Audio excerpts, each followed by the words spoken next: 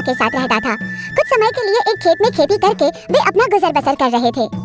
अरे तुम कितने दिन ऐसे ही अकेले रहोगे? अब तो शादी कर लो। क्या तुम्हें कोई पसंद नहीं? अगर तुम किसी को पसंद करते हो तो मुझे तो बताओ, मैं उसी से तुम्हारी शादी कराऊंगी। पसंद या ना पसंद ऐसी कोई बात नहीं है। अब मुझे खेत में जाना है, मेरे पास आज बहुत सारा काम है।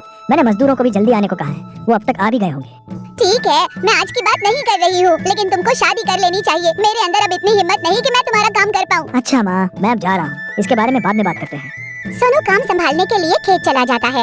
इसी बीच सोनू की मौसी वहाँ आ जाती है। अरे मीना, घर पर सारा काम हो गया क्या? तुम जल्दी आ गई। अरे मैं बहू को घर किस लिए लाई हूँ? वही सारा काम संभालती है। अगर मैं काम करती हूँ तो उसे अच्छा नहीं लगता। कितनी भाग्यशाली हो तुम मीना।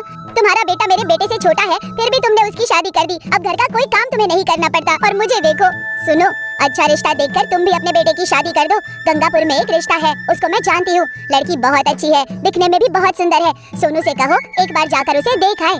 गंगापुर में? वो तो बहुत दूर है। मीना, क्या इतनी दूर का रिश्ता ठीक रहेगा?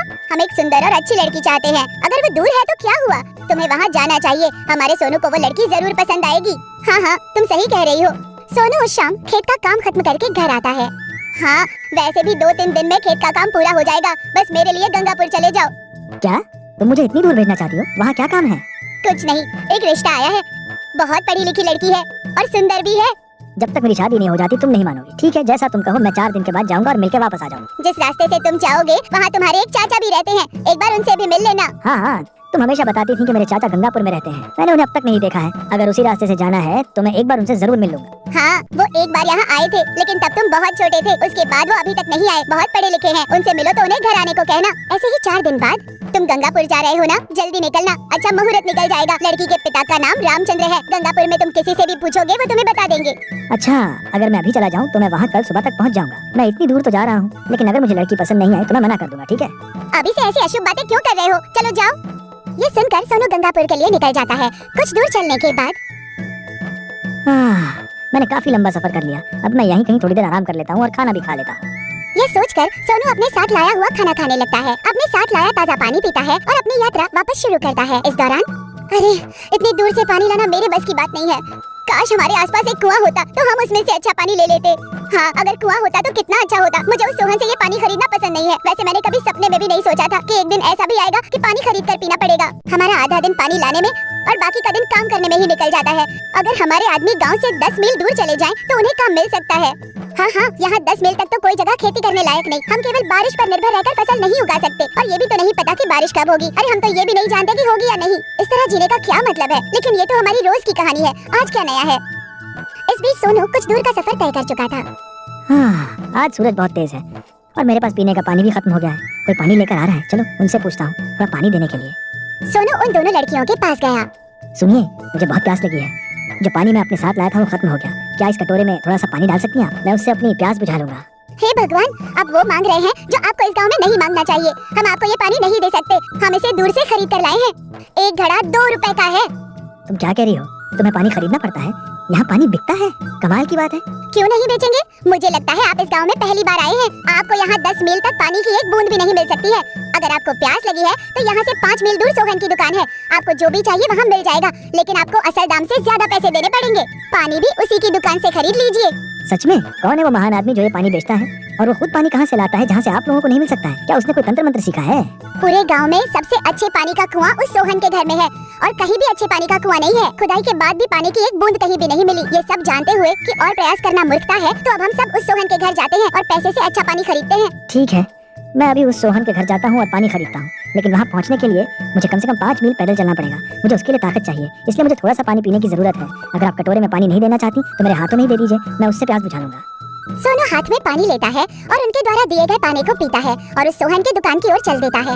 1 मील का सफर तय करने के बाद अरे, आज सूरज कितना तेज है जिसके कारण मुझे बहुत प्यास लग रही है। यहाँ पानी देने वाला भी कोई नहीं है। सोनू ऐसा सोच ही रहा था कि एक आदमी घड़ा लेकर आता है। उसने सोनू को देखा।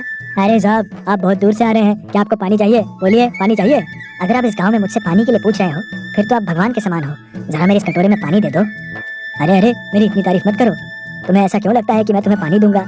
मैं इस घड़े के पानी को 2 रुपए में ले रहा हूँ, लेकिन तुम्हें अपना कटोरा भरने के लिए मुझे 4 रुपए देने होंगे। चाहिए तो बताओ, क्या चाहते हो? मैं कटोरे में पानी भरूं या नहीं? नहीं तो मैं चला।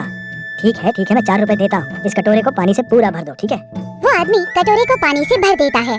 ये क्या, तुमने मटके से बहुत थोड़ा सा पानी कटोरे में डाला है, तुम बाकी पूरा ले जा रहे हो? क्या ये छोटा कटोरा 4 रुपए का है? बताओ मुझे, क्या ये सही है? ये मेरा काम है साहब, इस तरह मैं इन राहगीरों की प्यास बुझाता हूँ और उनसे पैसे लेता हूँ। लेकिन मैंने आपको पहले ही बताया था, कटोरे को भरने के 4 रुपए लगेंगे।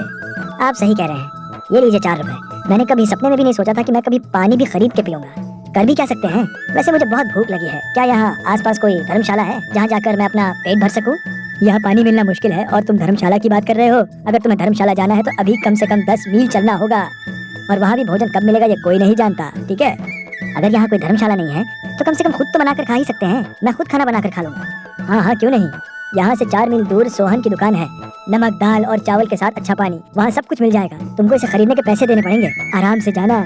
सोनू के पास इसके अलावा और कोई रास्ता नहीं था, इसलिए सोनू सोहन की दुकान के लिए निकल पड़ा। उसने रास्ते में किसी को कराहते हुए सुना, पानी पानी।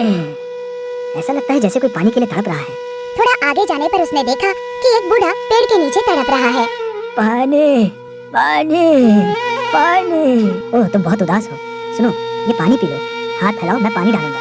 सोनू ने बूढ़े आदमी को पानी पिलाया और उसकी प्यास बुझाई। पास से गुजर रहे एक आदमी ने ये देखा और उसके पास आया। तुम क्या कर रहे हो? मुझे लगता है कि तुम इस गांव में नए हो, इसे अच्छा पानी देना मना था। तुम ये नहीं जानते? ध्यान रखो, अगर तुमने इस आदमी को पानी दिया तो हमारा सोहन गुस्सा हो जाएगा। इस आदमी को पानी देने से तुम्हारा राजा गुस्सा क्यों होगा? देखो, ये प्यास से कैसे तड़प रहा है। इस बूढ़े आदमी ने इस गाँव को धोखा दिया है।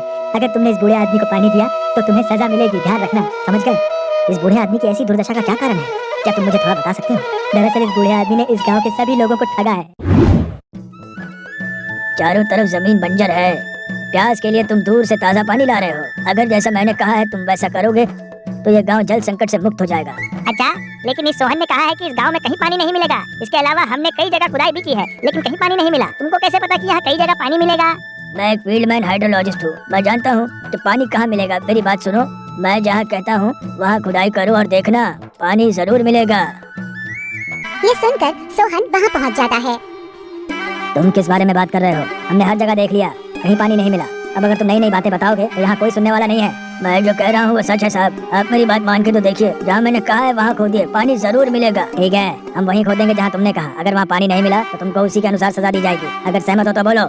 मैं सहमत हूँ सोहन, मैं ठीक ठीक बता सकता हूँ कि पानी कहाँ मिलेगा। चाहो तो मुझसे वादा ले लो। ठीक है, जहाँ तुमने कहा था अगर वहाँ पानी नहीं मिला मैं तुम्हें 100 रुपए दूंगा, नहीं तो इस इलाके में कोई तुमको पानी नहीं देगा। ठीक है, हम दोनों चलते हैं, मुझे दिखाओ कि पानी कहाँ मिलेगा। सोहन गांव के लोगों की जगह बूढ़े आदमी के साथ अकेला जाता है। बूढ़ा आदमी कहता है कि पानी इस जगह मिलेगा, लेकिन सोहन ने बूढ़े आदमी की बताई गई जगह के अलावा कहीं और खोदने का आदेश दिया। अब क्या, तुमने कहा पानी मिलेगा, यहाँ कोई पानी नहीं है। गांव वालों की सारी मेहनत बेकार गई, तुमको इसके अनुसार सजा दी जाएगी। मैंने इस जगह पर खुदाई करने को नहीं कहा था। मैंने जो जगह बताई थी तुमने उस जगह के अलावा कहीं और खोदा, इसलिए पानी नहीं मिला। असली जगह उस जगह से 100 फीट दूर है। वो बूढ़ा आदमी कुछ भी कहे, सोहन बिना सुने गांव के लोगों को गुमराह कर देता है। आज से अगर किसी ने इस बूढ़े आदमी को खाना पीना दिया तो मेरी दुकान से कभी कोई सामान नहीं मिलेगा। मेरे आदमी तुम्हें देख रहे हैं। उस आदमी ने सोनू को जो हुआ था वो सब बता दिया। इस बूढ़े आदमी को गांव के साथ धोखा करने की सजा मिल रही है। इसी बीच 2 आदमी वहाँ खाली बर्तन लेकर आ गए। वे पता लगाने आए थे कि वहाँ क्या चल रहा है। आधे घंटे पहले सूरी की सोहन के कुएं में मौत हो गई। हमें इसकी जानकारी तब मिली जब हम पानी पीने गए थे। गांव में एक ही कुआं था, वो भी बंद। अब क्या करें भगवान। लेकिन तुम क्या कर रहे हो इस बूढ़े आदमी के पास? एक दिन तुम्हें पता चलेगा कि तुम कितने मूर्ख हो। ये बूढ़ा आदमी कोई साधारण आदमी नहीं है, ये एक क्षेत्र विशेषज्ञ है, हाइड्रोलॉजिस्ट। ये वो इंसान है जो आपके गांव को बचा सकता है। सोहन ये जानकर गुस्से में आ जाता है कि सोनू ने बूढ़े आदमी को पानी दिया है। इस बूढ़े आदमी को गांव में पानी देने से मना किया गया था। ये जानते हुए भी तुमने इसे पानी क्यों दिया? तुम्हें इसकी कीमत चुकानी पड़ेगी। क्या तुम्हें पता है? जानते हो? मुझे पता है, मैं वहाँ खुदाई करूंगा जहाँ ये बूढ़ा आदमी मुझे बता रहा है। और अगर पानी नहीं मिला तो तुम मुझे कुछ मत देना, लेकिन अगर पानी मिल गया तो मैं तुम्हें 1000 रुपए दूंगा। क्या तुम सहमत हो? जवाब दो।